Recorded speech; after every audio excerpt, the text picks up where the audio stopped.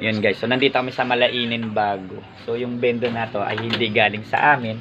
Kita naman. So yun yung bendo niya. So anong nangyari sa kanya ay na-short po yung board. Ayan. Isa na lang nailaw. Isa na lang. Tapos shorted din yung custom board. So ang ginawa na lang, nilagyan na lang siya na, dahil kulang na po yung supply, na-apektuhan yung supply ito, nilagyan na pa ng OPI cable. Kasi wala siyang OPI cable, direct din siya sa board. So since na shorted siya, kulang na yung supply, hindi na po siya nagbo-boot.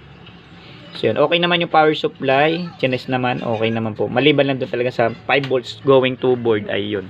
So okay na po siya ano. So yun no, ang na-notice na LPB din siya. So ito ay directly okay naman. Nade-detect naman. Hindi kagaya kahapon yung ibang client namin sa 13 ay talagang no license. So wala, kailangan mo talaga kunin yung license. Ito pagka saksak pa lang, pagka ano pa lang, hindi na namin kailangan i-activate, basa agad, kuha po agad yung kanyang license. So okay na okay po agad. So mamaya po kita-kita po tayo sa Rancho Verde kay Jojo Nepomuceno. Gagawin na namin yung laptop mo. Okay po, maraming salamat sa inyo mga aming client. Maraming salamat po. PC Magawa mo, don't forget to subscribe.